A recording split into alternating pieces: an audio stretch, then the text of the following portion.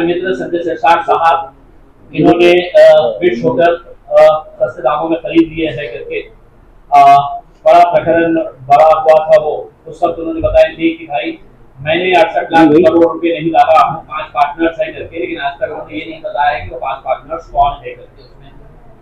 लेकिन मैं आपको बताता हूँ कि एक पार्टनर उनका बेटा था जिसके नाम के ऊपर ये होटल ली जा रही थी, और दूसरी पार्टनर उनकी पत्नी थी जिसका एफिडेविट उन्होंने ऑलरेडी है तो सबमिट किया था और उन्होंने उसका पैसा भर के उनकी पत्नी भी थी। हम उम्मीद कर रहे थे कि तीसरा चौथा पार्टनर कौन है करके, उनको बहुत एक मुमकिन है कि उनके घर वाले तो ठीक है मतलब वो बता देते थे। अब दूसरा एक प्रकरण सामने आया है और मैं समझता हूँ कि बिट्स से बड़ा प्रकरण है इस हिसाब से कि वो तो 68 करोड़ का था, ये 105 करोड़ 89 लाख यानी कि 106 करोड़ रुपए का मामला है। सिरसाट साहब के फर्जंद सिद्धांत साहब को एक अल्कोहल बनाने के लिए जो केमिकल्स लगते हैं या दूसरे चीजें लगते हैं, एब्सोल्यूट अल्कोहल जैसे मेरी नजर के अंदर हम शराब भी कह सकते हैं, उसकी फैक्ट्री स्टार्ट करने की थी। तो उन्होंने शेंद्रा के अंदर अप्लाई किया। शेंद्रा में पता चला कि जमीनें है नहीं, तो वहां पे उन्होंने जोर दिया कि हमको ये जमीन शेंद्रा के अंदर ही चाहिए करके। तब एमआईडीसी के पूरे अधिकारी हरकत के अंदर आए और इन्होंने 22 तारीख के दिन 2022 के दिन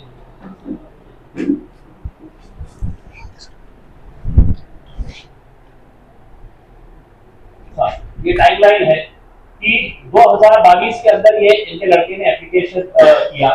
3 जून 2022 को लोकल जो कमेटी होती है एमआईडीसी की, जो ये सुझाव देती है कि ये ठीक है, ये प्लॉट अगर रिजर्व है तो उसको हम भी रिजर्व कर रहे हैं।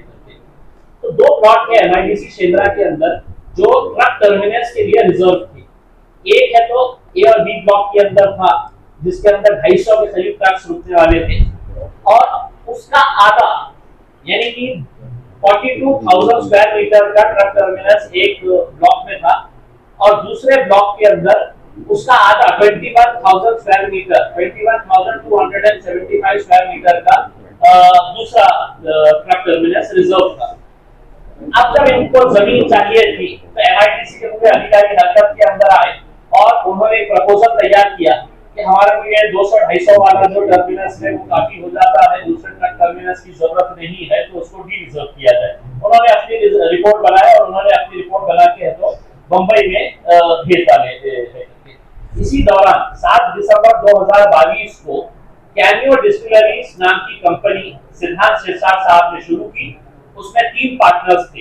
एक पार्टनर सिद्धांत सिरसाट जो उनका बेटा है, और दूसरा उनकी पत्नी विजया संजय सिरसाट, ये डायरेक्टर थी, और तीसरा जो है वो एक बिल्डर है भावेद अमीन, जिनके घर में ये रहते हैं, खरीदे हैं बाईपास के ऊपर, बड़ा बिल्डर है, अच्छा बिल्डर है। तो ये 3 लोग डायरेक्टर्स थे।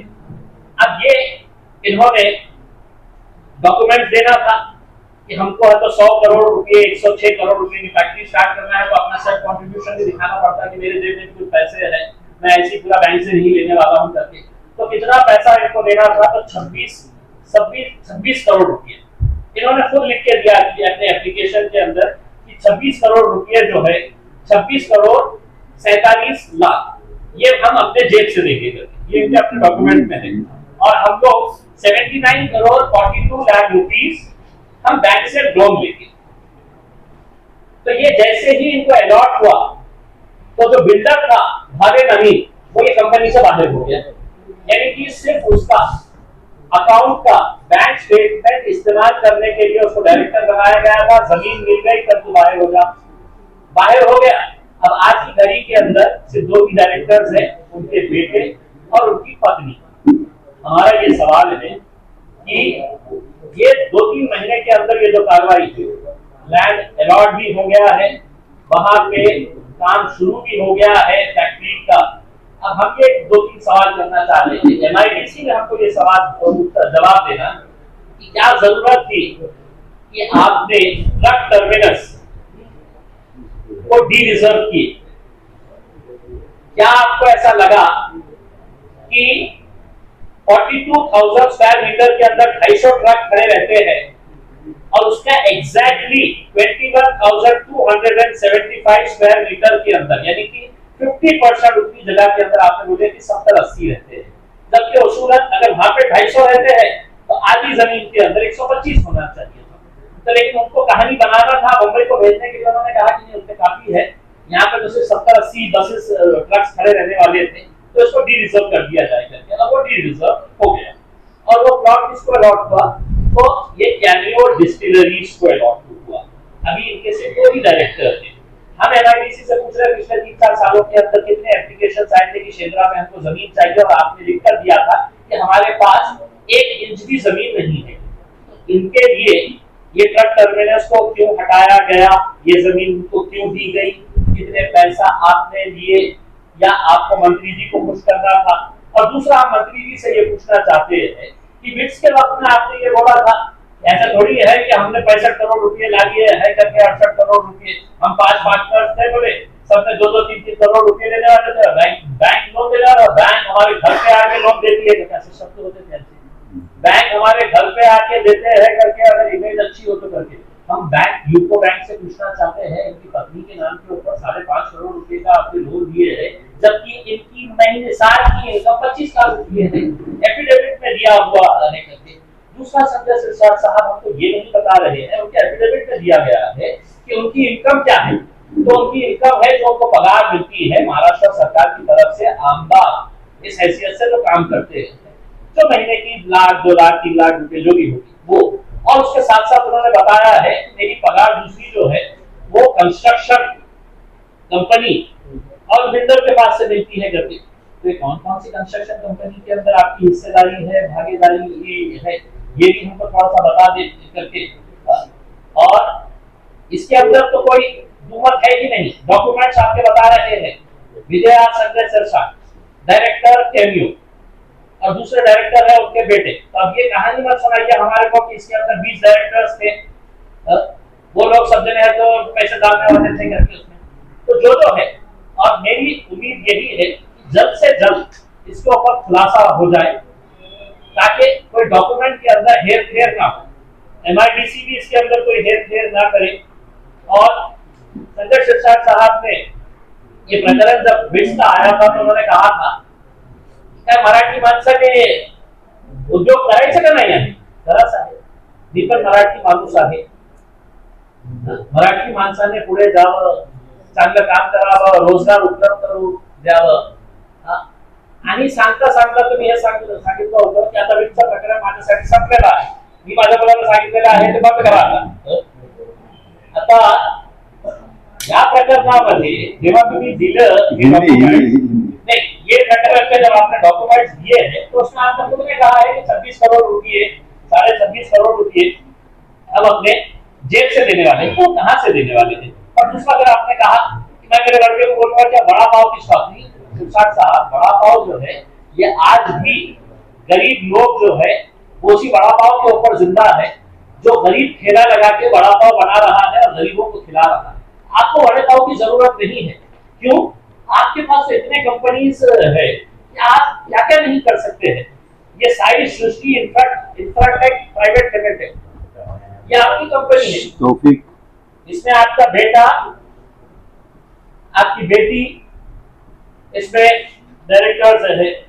फिर आप होटल स्टार्ट करने वाले थे, वो होटल के अंदर भी आपकी पार्टनरशिप है, Sirsat hotels and resorts private limited. ये इतने सारे कंपनीज है आपके, जिसके जरिए है तो आपको वड़ा पाव कभी भी ठेला लगाने की जरूरत नहीं आएगी, हमको ऐसा उम्मीद है। मेरा सिर्फ यही कहना है कि इस बारे में डिटेल इंक्वायरी होनी चाहिए, और जब एक मंत्री ऐसा करता है तो कुछ छींटे मुख्यमंत्री के ऊपर भी जाते हैं। मुख्यमंत्री कभी भी ये दावा नहीं कर सकता है कि मैं बहुत भ्रष्टाचार मुक्त के लिए मैं लड़ रहा हूं। आपको हमने ये पूरा पैटर्न दिए है।